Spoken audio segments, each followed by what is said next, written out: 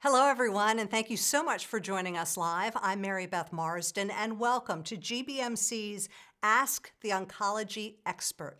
And today, joining us, we're so happy to have her, is Dr. Priyanka Mittar, who is a medical oncologist at the Sandra and Malcolm Berman Cancer Institute at GBMC. Dr. Mittar, thank you so much for being with us. Hi, thanks, Mary Beth, for having me. We've had so much interest already just leading up to this conversation that we're about to have, so I'm really glad to get to it. A lot of questions for you today, but let's just take sort of an overview at the very beginning. And for those who have not been connected to the world of oncology, and good for them, but I think a lot of people have been touched by it in one way or another, explain what a medical oncologist is. It sounds so broad. Yeah, no, that's a great question. As a medical oncologist, we usually work as part of a team, and we're focused primarily on therapies, focusing on chemotherapy, targeted therapy, immunotherapy at various stages of someone's disease, and sometimes even in the preventative setting. So would someone come to you for the diagnosis? Are you already seeing someone with a diagnosis and you're coming up with the overall plan?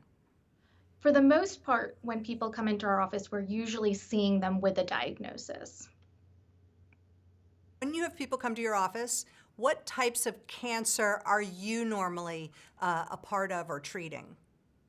Yeah, so here at GBMC, we are a community hospital, so I do see a broad range of solid cancers and liquid, but predominantly my main interest is breast cancer.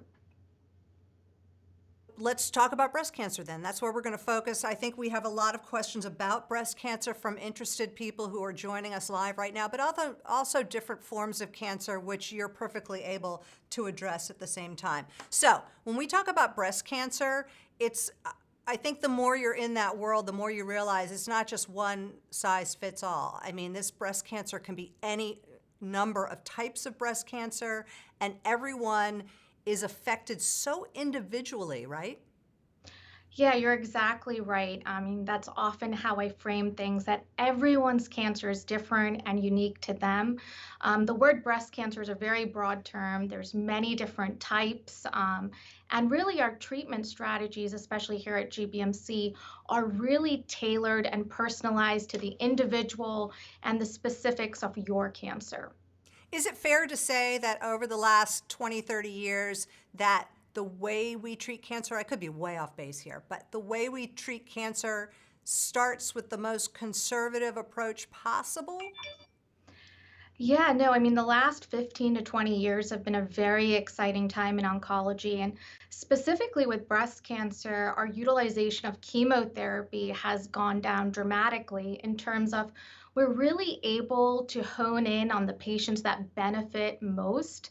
Oftentimes, we're able to look at the genes that are specific to your cancer and really provide much more individualized care than I would say, 15, 20 years ago. What are the most common types of breast cancer that you're seeing these days?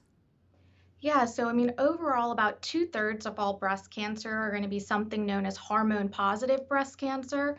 What I mean by that is really estrogen in women is stimulating those cancer cells to grow. And that can be, regardless of age. Another type of breast cancer in approximately 15 to 20% of women will be triple negative breast cancer, which means we really don't have a target. And the last subset of breast cancer is really HER2 positive breast cancer, where we have specific targeted treatments that are directed at that HER2 protein. I have heard people say, and I don't know if it's actually accurate, that and this is probably the wrong word to use, easy, but the easiest breast cancer to treat is the hormone positive breast cancer because you know what you have to take away. Yeah, in some ways you're correct. Also, it's the most common. But again, with hormone positive, we can see a spectrum of disease. Also, with HER2 positive breast cancer, that's probably been one of the most exciting areas in breast oncology, especially in the last 5 years. Our treatment for metastatic HER2 positive cancer has just been revolutionized. And here at GBMC, we have an excellent clinical trial program, often bringing newer drugs to the forefront on trial. So I think one of the challenges continues to remain triple negative breast cancer. We're really finding that target has been quite a challenge. So we often rely on chemotherapy, but again, we do have some newer agents that we're looking into. When I hear talk of triple negative, I often hear this referred to as the most aggressive form of breast cancer. Is that true? Yes, triple negative, like I mentioned, is probably anywhere from 15 to 20% of all breast cancers. And, oftentimes people will hear it as the most aggressive form because we really don't have a target.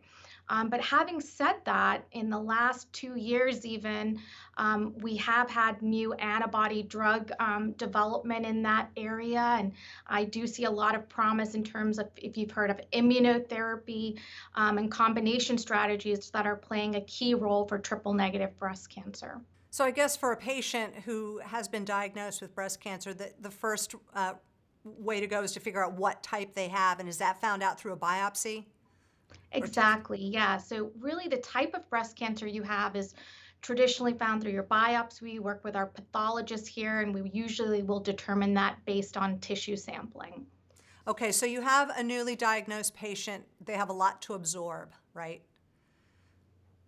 As far as what they need to learn about the type of cancer that they have. When you see them, they have their diagnosis, you're going over the plan. That is when the team kind of comes in and you're working with not only the patient but the family and kind of figuring out what's next and how you're going to do this thing.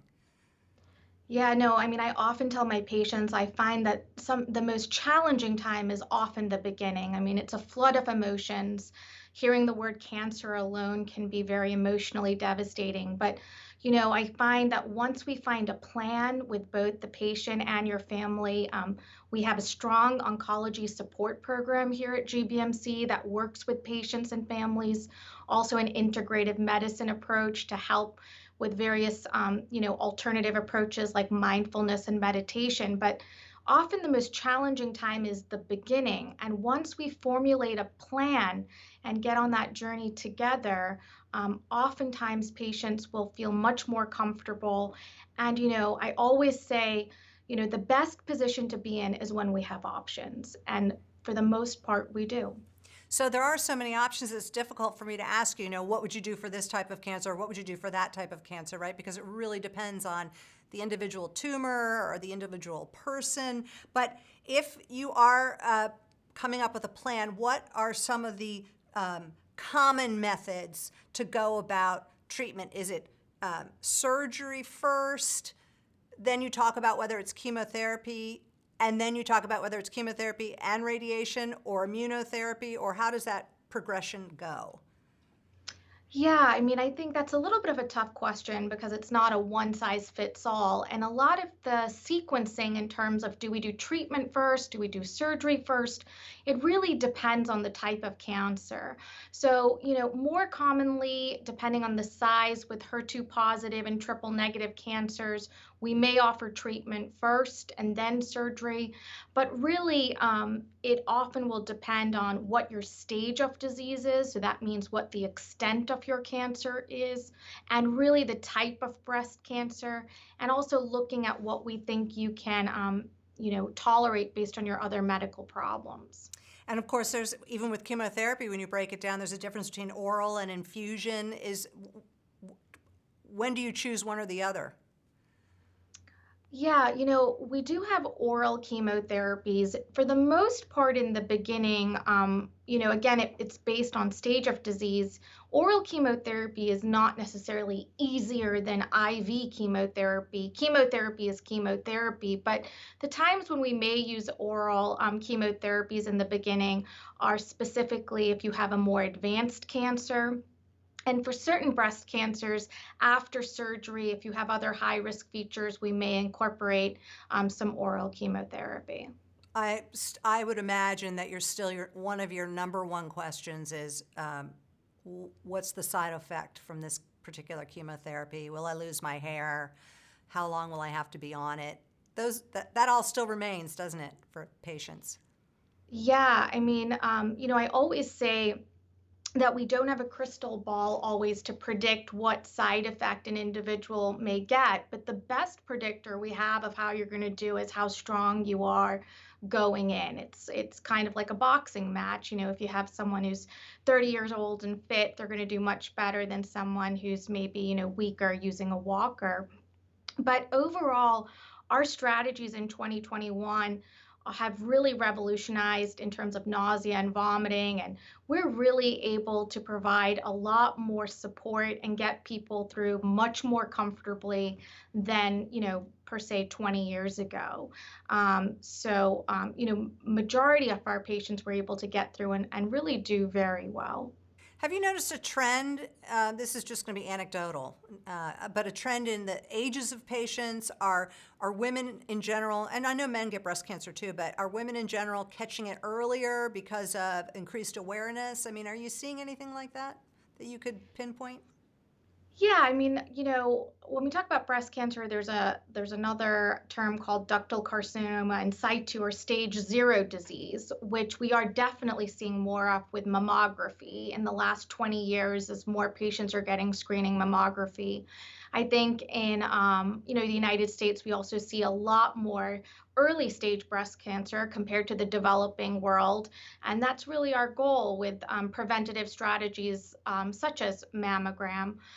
Some of the ages of when patients present also may be related to family history or certain predispositions and also ethnicity. I mean, we know in the African American community, we will more commonly, sometimes see younger patients with more aggressive disease biology.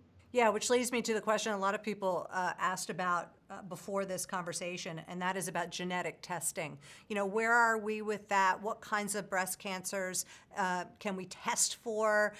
When should women think about getting a test for the gene, the breast cancer gene or genes, even before a symptom? Yeah, no, that's a great question. And I think it's an evolving question and in some ways a little bit controversial. So, we have some surgical societies that support really testing everyone broadly. Our threshold for genetic testing for breast cancer has really gone down, meaning, we have a very low threshold to test women. I think younger patients definitely are unanimously getting tested, and really the type of breast cancer matters. So, for example, everyone under the age of 60 with triple negative breast cancer should meet with our genetic counseling team. Also, like I mentioned, a more aggressive biology like HER2 positive breast cancer, we would consider it.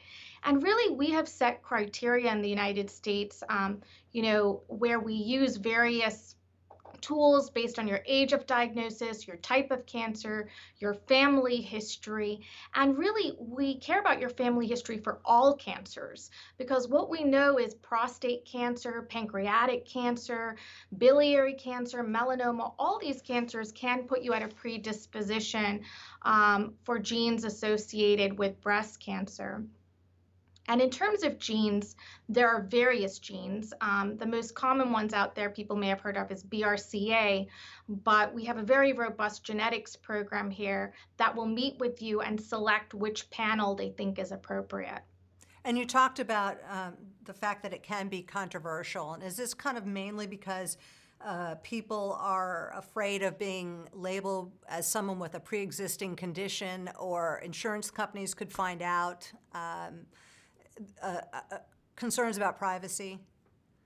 Yeah, I mean, I say it's controversial in that I think number one is, I think the uptake and compliance with getting to patients to genetic testing, and especially higher risk patients, minority patients has definitely been a challenge with compliance with genetic testing. And so I think that's really an area where I strive to improve to get our patients there.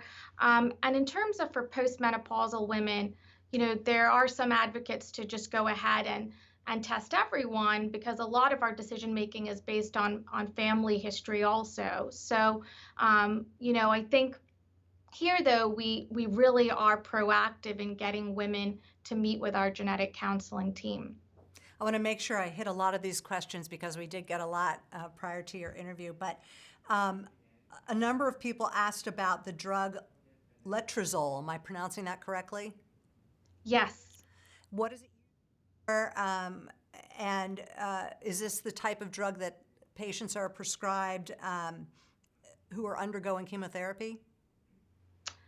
Yeah, so I mean, letrozole is a common drug that I use in my clinic. It's specifically an aromatase inhibitor. So, what that means is it really is reducing the estrogen, and we only use this in postmenopausal women. And it's a drug we use in all stages of breast cancer, definitely in early stage hormone positive breast cancer and women that are postmenopausal. It's standard of care really to incorporate that after surgery and radiation therapy. So if someone is postmenopausal, you would maybe check their hormones, and if they have any estrogen at all, this drug will get rid of it. Is that what you're saying? No, I would not. If they're postmenopausal, we would not, we would only check hormones if there was some uncertainty regarding menopausal status. Okay. But what we know is if you have a hormone positive breast cancer, it's really estrogen that's really stimulating those cancer cells to grow. And the letrozole is really going to help dramatically reduce that estrogen and therefore really reduce the stimulation for cancer cells and really give a protective effect for both breasts and also to reduce the risk of recurrence far away from the breasts. So I'm sure there are a lot of questions too about the side effects of that, right? Like there's a flip side, and that is you might have some of the issues that would come with a woman who doesn't have any estrogen. Yeah, so I mean, so the side effects really of letrozole or really this class of drug, there are three drugs on the market, so three aromatase inhibitors that really all work the same. And the side effects, I would say the most common ones that we see in our clinics are usually musculoskeletal side effects. So really joint pains that can, range from various joints. And usually if it happens in the first, I would say 3 to 6 months. And we have various ways of handling that, whether it's switching to a different drug, incorporating fish oil, acupuncture, meeting with our integrative program. And the other side effect is really being proactive about your bone health. So we do have a healthy bones program here at GBMC, and we really are proactive in calcium, vitamin D, weight-bearing exercise, and we will be monitoring your bone health with a DEXA scan while you're on these type of drugs. Yeah, which is the beauty of having the whole team at GBMC, because it's not just one Yeah. issue, right? There are many issues, and it's the whole person that you're treating. A lot of questions too, very timely, and not only about this subject, but on any health question, and that is about COVID-19. You could ask a patient who's undergoing chemo, what precautions should they be taking? How do you feel about the vaccine for these individuals? And also, how do you feel about the vaccine also in conjunction with other drugs they may be taking, medicines they may be taking to deal with their cancer?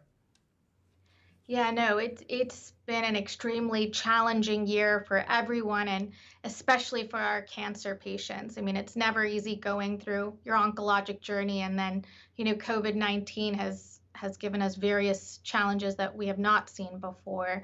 And I get this question almost on a daily basis in my clinic. So, the American Society for Clinical Oncology has strongly supported going ahead with vaccination for our cancer patients while on treatment. So really what we feel is that the benefits of vaccination far outweigh the risks. And so I think that the real thing is the timing of when you get vaccinated. And really, even if you're on chemotherapy, our group in practice is supporting getting vaccinated. Sometimes we may try to fit it around timing based on your blood counts, but everyone really we are supporting, as long as there's no other issue to go ahead with vaccination. I guess the timing would be really important. I mean, we keep hearing tales. I'm guessing you have received both of your vaccinations by now? Yes. And so we keep hearing stories about the second vaccine really making you feel ill for maybe 36 hours. So I guess you wouldn't want to have chemo the same day or the day after, right? Exactly. Yeah. So, I mean, there's been really a spectrum of how people have tolerated things. I think the second dose is slightly trickier. And so, usually, I would not do try and avoid treatment within that 24 to 48-hour period. But our patients overall have done very well. I have quite a few patients who have been vaccinated. And then really in terms of guidance for precautions, even after vaccination, I mean, we still don't know. There are potential new variants that are emerging. So I really refer patients to the CDC guidelines and still, mask wearing, and hopefully with the summertime, there'll be a little bit more flexibility for being able to do things socially distanced and outside. Right. This is a very specific question, but I definitely want to get it in. This is a 47-year-old patient with stage 1 endometrial cancer, serous cell type. The patient completed surgery and chemoradiation and is now in remission for 2 months. What is the recurrence rate and life expectancy of endometrial cancer, and what is serous cell type? Yeah, I mean, it's hard to get into the specifics of someone's case without meeting them, but just to give you a broad overview, serous uterine cancer is a more aggressive type of uterine cancer. And basically, it probably accounts, it's a range, probably anywhere from 10 to 20% of all uterine cancers will be serous. And these are a more challenging subset because they tend to have a more aggressive tumor biology. But I think the good news here is that this was caught early in this case. And so, however, I would still closely monitor. So, I think for the next 5 years, watch closely, and really, for the first 2 years is when we watch very closely for recurrences in terms of clinical symptoms, and she should definitely be in close follow-up with both her surgeon and her oncologist. Another very specific question. This particular patient had a bulking bowel resection followed by chemotherapy and has had pain in the abdomen over 4 years post-op, so really struggling, it sounds like. The patient has had multiple GI workups and multiple scans. Tumor markers are good. What do you suggest for the next steps? Yeah, I mean, I think that's a difficult one because it's hard to know what the extent of their prior cancer was, what type of cancer. So I think I would encourage that patient to really seek a follow-up appointment and undergo physical exam and review of the imaging. But, it may be not cancer related at all. So I think that's, definitely something to closely follow with their primary team. While we've all been dealing with COVID, over the last year, and we've had so many other concerns, I'm sure there are a lot of women out there who've put off getting their mammogram, or maybe they've had some symptom that they're just trying to ignore. But what would you like to say to them about how easily it is to get help, when they should seek help, what they should be looking for in their own bodies? Yeah, I mean, I'm a big proponent personally of self-breast exam. I think nobody knows your body better than you. And so I think any abnormality that a woman senses in terms of if there's a lump that they haven't felt, if there's a skin finding where there's this persistent redness, any changes in the nipple, anything at all, to have a very low threshold to meet with their primary provider, or even, we're happy to see them here. And also, I would encourage women at this point to not delay mammograms, because we do have new safety protocols in place that I think are very different from around this time last year. And I think we've learned a lot in the last year in terms of how to safely proceed forward. So I would encourage women really to, obtain their preventative mammograms and also to seek attention. And before we let you go, I'm just wondering, as an oncologist, what in your mind is sort of the most exciting thing on the horizon, or what is cutting edge as far as treatment goes, that you really are excited to see come to fruition soon? Yeah, I mean, I think I mentioned earlier, I think in the HER2 breast cancer space, there's been a lot of new drugs that have added a lot of options for our patients. And I think, I think adding the way we treat patients in a more targeted way has been one of the most rewarding things, and incorporating drugs like immunotherapy, and finding ways to really treat cancer that has been so different from 20 years ago has been very exciting, and really seeing a different outcome. A lot of times, cancer is really a part of a patient's journey like a chronic disease, and there's a lot of life and hope, I think, in oncology today, and I think that's the most encouraging thing for me.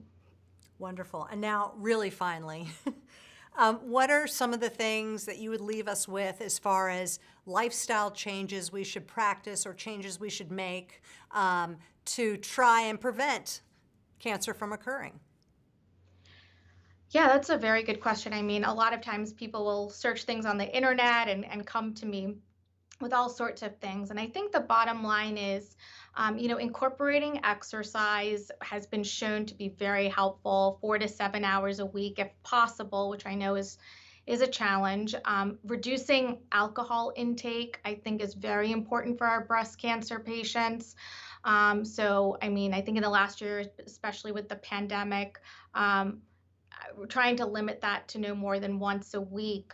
We know that there's clear data to suggest increased alcohol intake is associated with a higher risk of breast cancer.